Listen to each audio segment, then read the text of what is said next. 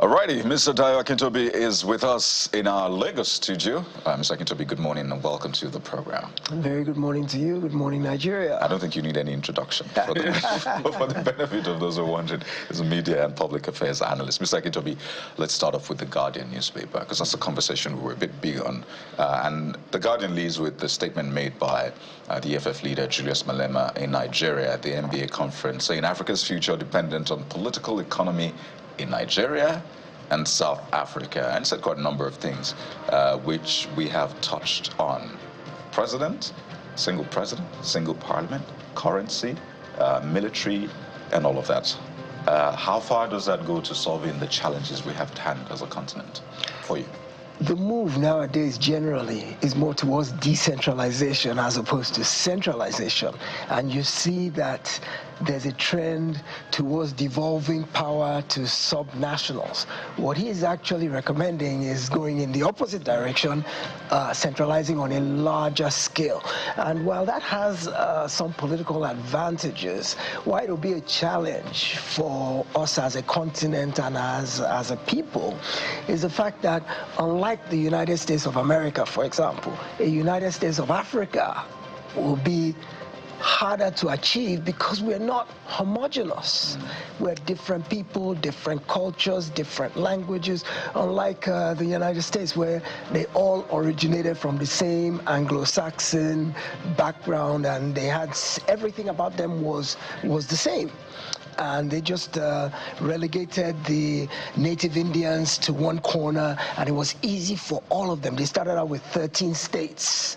It was easy for them to unify under one umbrella because they had common aspirations, common goals. They were all the same people. Here in Nigeria alone, as opposed to even looking at the continent, in our country alone, we are so fractionated because we're different people, all united under a geographic expression.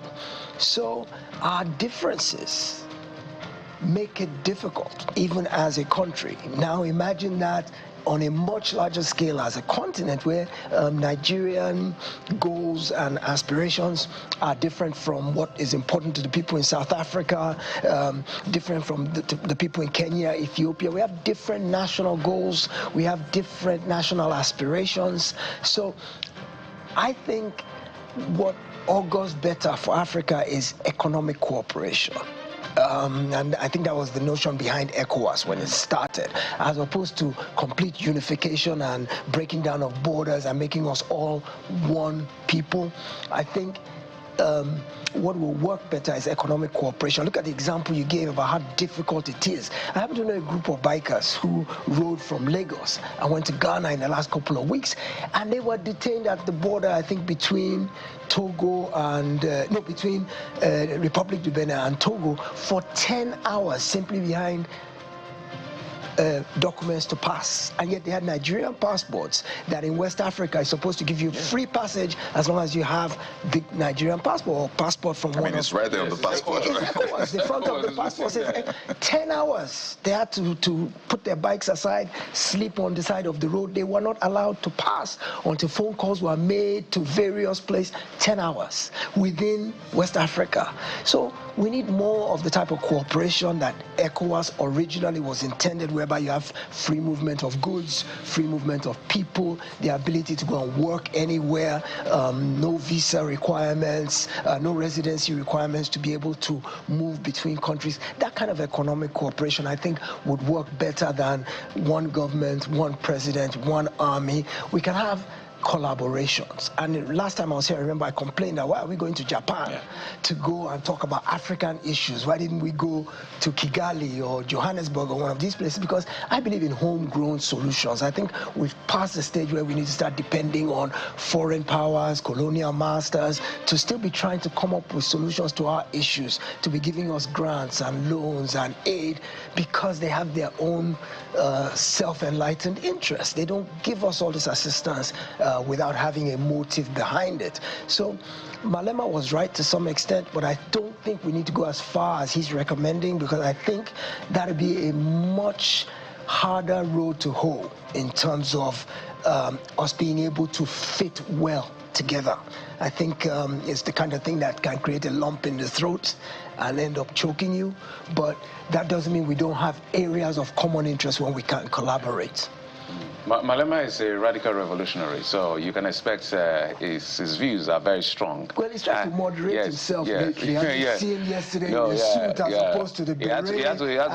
He's not in the parliament. And the freedom fighter. And when I saw him yesterday, I was just thinking to myself, somehow I'm almost thinking like we should have a parliamentary system. So if you watch the South African parliament, you see people like Malema giving the parliament hits a run for their money. If that was Nigeria, perhaps the AAC, led by Shore, should have been the one of pushing those kind of situations where the president will not have a good day every 1 month or every other 3 weeks. Yes. But let's go to a New Telegraph newspaper. This is talking politics. Local 1, 2027. Zoning tops agenda as PDP holds crunch neck meeting. Zoning tops agenda as PDP holds crunch neck meeting. Next, NWC must be representative, proactive, according to Ilya Damagun. Party will give APC a run for its money. Abamoro, that's a minority leader in the Senate.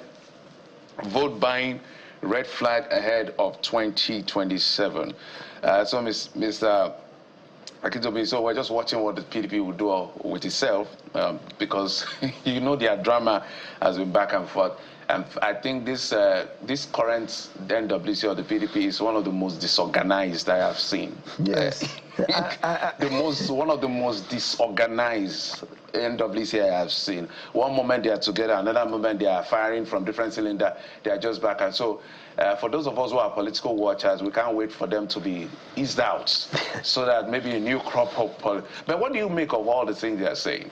Well, PDP is trying to put its house in order with a view towards 2027, and you can't blame them because they're looking and they're seeing this thing called the ADC that's rapidly picking up momentum and is threatening to displace the PDP as the bona fide opposition in the country and the one that can actually give the APC a run for its money. So they're trying to put their house in order, but there's power centers that have a centrifugal force that's pulling the party apart. On the one hand, you have Governor Wike, of course, who has always been a juggernaut in the party and who has been very strong-willed and tries to muscle what he wants into reckoning.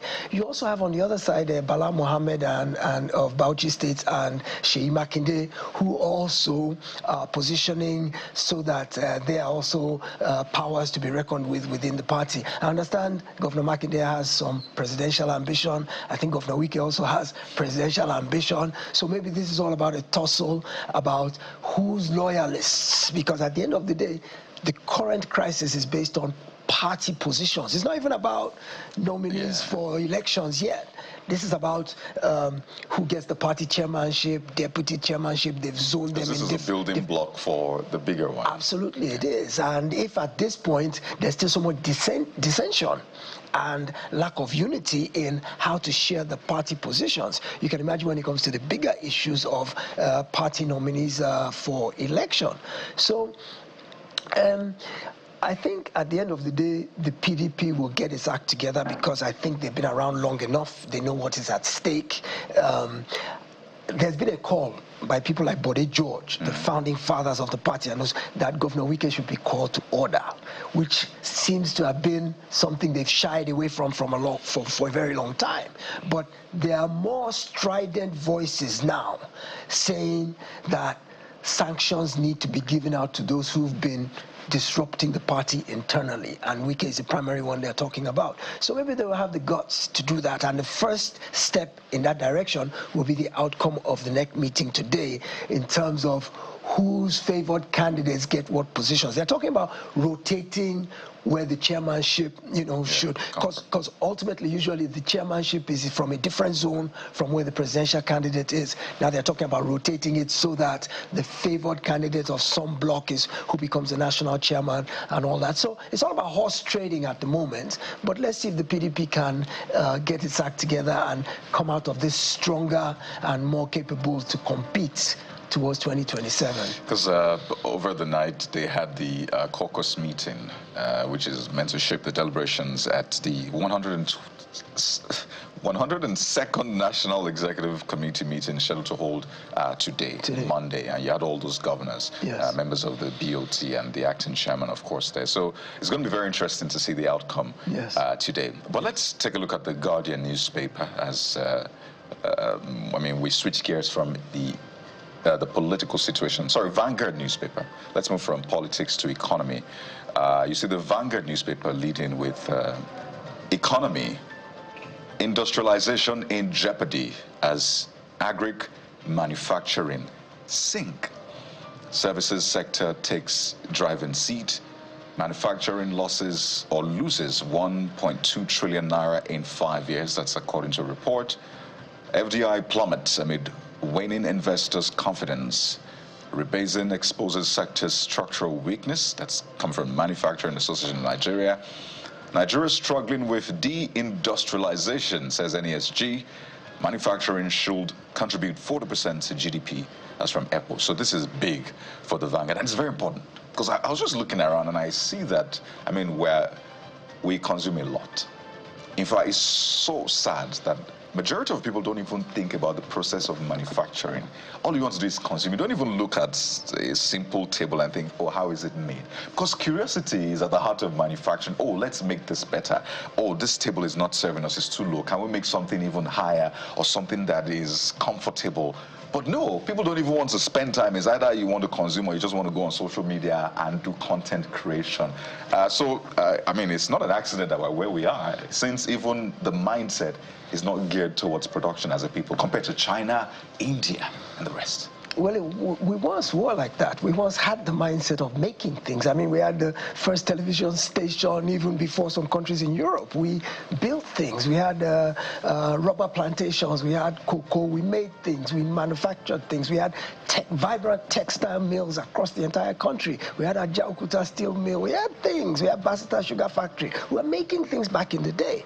But over time, it became apparent, first of all, I think due to, of course, government deficiencies and dysfunction, it became easier. It's a lazy way of doing things to just import things and consume. It's the lazy way to do it because it doesn't take that much stress. And we had more money than we know what to do with. If you remember in the General Gowon days where we have more money than we can spend. Now we need the money. So if you've got the money and you can throw it about and get all you want and by simple acquisition, why go through the heavy lifting of going to manufacture it from scratch? But this Vanguard report actually is interesting because it makes me think we're living in a parallel universe, because just last week the federal government released such rosy picture of the economy.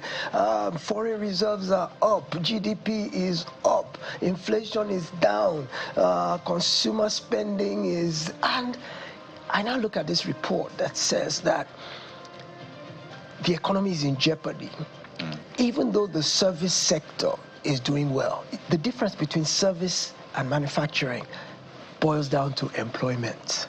Services sector, good, is thriving, but how many people do they employ? An entire organization that's generating billions of naira per annum can operate with 2 people. Simple, because everything, the services you provide, don't need manpower. But if you're manufacturing a pencil, that factory can employ a good 500 people to manufacture a pencil. Now, employment is the driver of any economy. Employment. And what essentially happens is when manufacturing is down, unemployment increases, which means more people have less to spend. And when people have less to spend, the economy slows down. Every economy is driven by spending, consumer spending. And if consumers don't have jobs, then they don't have money to spend. So that mindset, as Kayode alluded to, has become ingrained in us over the years, from when we had the money to just consume. But now we can't afford, we don't have the luxury to be primary consumers anymore. And also the idea that you continue to import everything because you're not making anything has a deleterious effect on the economy down the road, apart from the unemployment aspect. The point is, if we're dependent on importing everything that's a finished product from petroleum to this table. Everything that's a finished product. If we're reliant on importing it, that has an effect, remember, on our foreign exchange, on the value of our naira, on the balance of trade. There are so many downsides to this notion of the fact that we don't make anything that we consume and we bring it all in. So how do we cure the mindset that we should begin to make it here? First problem is power, electricity. We have the power man already standing by.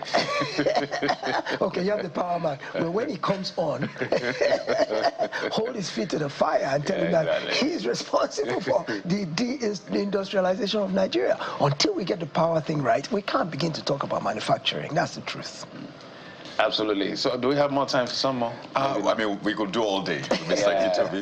But at this point, we have to anchor. But just to mention the Abuja Inquirer leading with something on, Abuja and human traffickers finding Abuja safe haven. Abuja is now the safe haven for the lead with human traffickers find Abuja as safe haven. NAPTIP rescues about 100 victims in 8 months. Oh. So that's how. This is the nation's capital. This is not good. Definitely. Not good at all. Mr. Akintobi, we have to thank you so much for your time, as always. Mr. Dayo Akintobi is a media and public affairs analyst. Always looking dapper, I must mention. As always. Thank you. Thank you very much. Well, there you have it. Look at the front pages this morning.